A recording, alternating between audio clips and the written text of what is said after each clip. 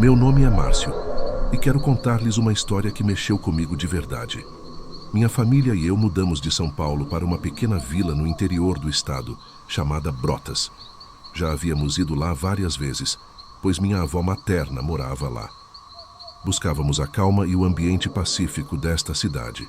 Apesar disso, não foi fácil nos adaptarmos e, para mim, a preocupação principal era encontrar um emprego. Compartilho essa experiência com vocês para mostrar que, independentemente da localização, todos nós temos o direito de desenvolver nossos talentos e alcançar nossos sonhos. Depois de despedirmos-nos da nossa querida avó, um dos maiores presentes que herdamos foi esta bela casa em uma propriedade rural. A tristeza pelo seu falecimento não deixou de nos apertar o coração, mas este benefício inesperado trouxe uma luz de esperança. Esta casa, em especial, de aspecto antigo, encontrava-se numa aldeia requintada, fora das principais áreas urbanas. Era o nosso refúgio, abraçado pela beleza natural, com um jardim repleto de árvores férteis e flores multicoloridas. Após o falecimento de minha avó, herdamos a propriedade localizada no interior que foi lar de nossa avó por tantos anos. Entendemos, nesse momento, que era a hora perfeita para mudar e deixar para trás a agitação da cidade grande. Achamos que nossa avó estava nos guiando para o caminho certo, sem saber que essa decisão nos levaria a um encontro transformador. Nossa intenção foi aproximar-nos mais com nossa cultura e raízes, assim como desfrutar da tranquilidade que o lugar proporcionava. Agora, mais próximos da nossa origem, estamos cheios de paz e satisfação. Conseguir um trabalho naquela lanchonete próxima à nossa casa, situada a quase 4 quilômetros de distância, era algo incrível para mim e minha família. Apesar do salário não ser o ideal, eu estava muito grato pela possibilidade de contribuir com as despesas da casa. Foi uma grande bênção. O ambiente de trabalho era propício, oferecendo um sentimento de segurança para todos os que lá entravam. Apesar do esforço exigido e do horário de saída tardia, nunca deixei de dar o meu melhor. Embora os salários extras não fossem mais do que convenientes, não me lamentei. Incansavelmente buscava adquirir o máximo de conhecimento possível para não somente contribuir com a minha família, mas também para usufruir da vivência naquele ambiente. Na lanchonete, pouco tempo passou até que me fiz amigo de algumas das demais empregadas. Elas foram muito acolhedoras e logo me incluíram. Durante o intervalo do almoço, podíamos sentar juntos para contar histórias e fofocar sobre a pequena povoação, compartilhando momentos agradáveis.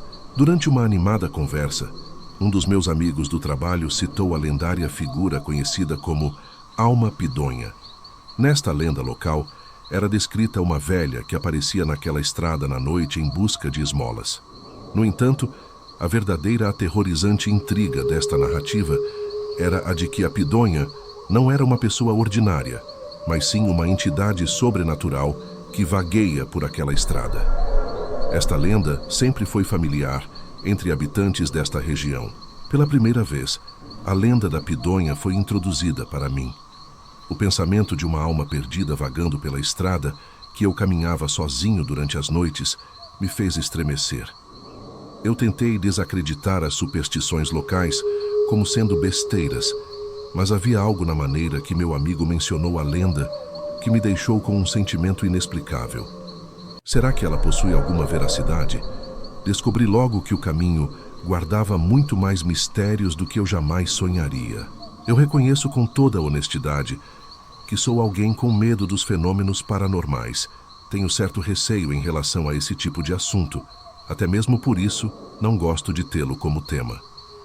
Depois de alguns dias, eu já tinha praticamente esquecido a história e deixado para trás. E, para dizer a verdade, não queria mais saber. Certa noite, enquanto trabalhava na lanchonete, tudo foi diferente do esperado. Com um aumento súbito de pessoas, eu precisei permanecer lá por mais tempo. O relógio não parecia passar enquanto servíamos os últimos clientes e nos preparávamos para fechar. Olhei para o relógio e percebi que havia perdido o último ônibus para casa. A noite caiu e a estrada estava vazia, com uma luz fraca do poste iluminando o caminho. Meu trabalho havia acabado há algum tempo, mas não havia mais nada que eu pudesse fazer naquele momento. Meus amigos já tinham pegado o ônibus para o outro bairro, então eu estava sozinho.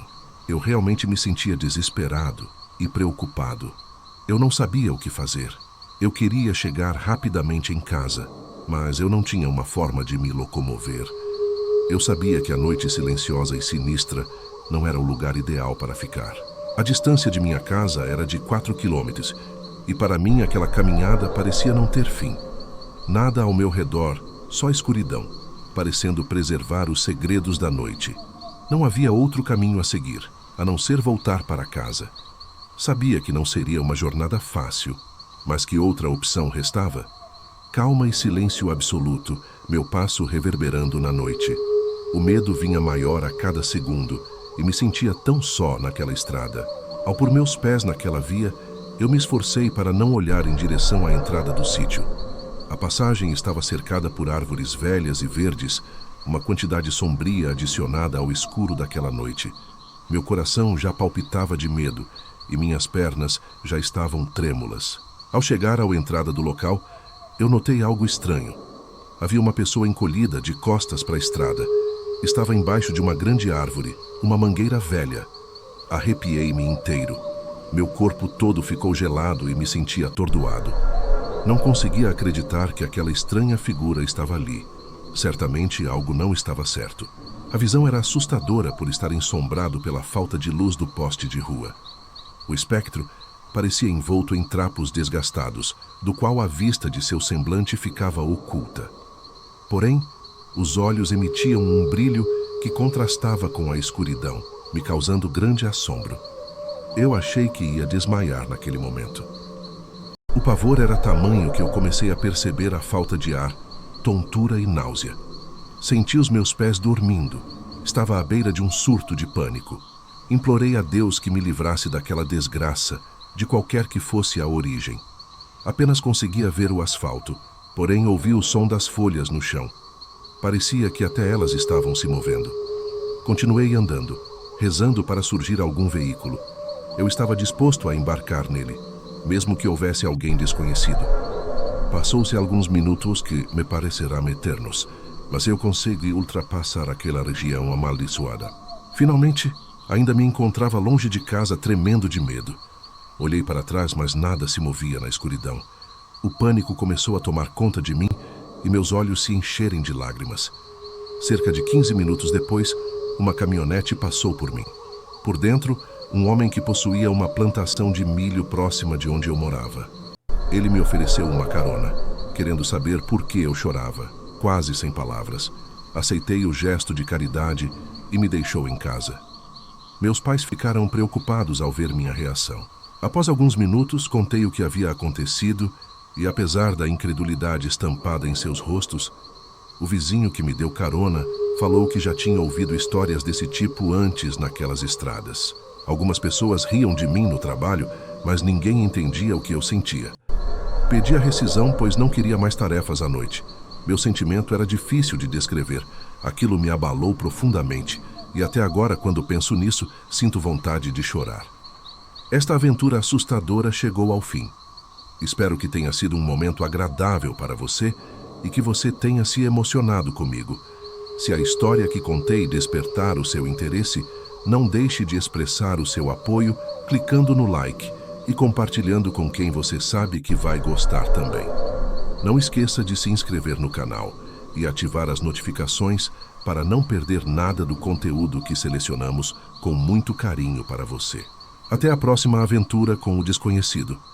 Não se esqueça que a confiança é fundamental na vida, mas seja inteligente e mantenha-se vigilante. Obrigado por nos assistir.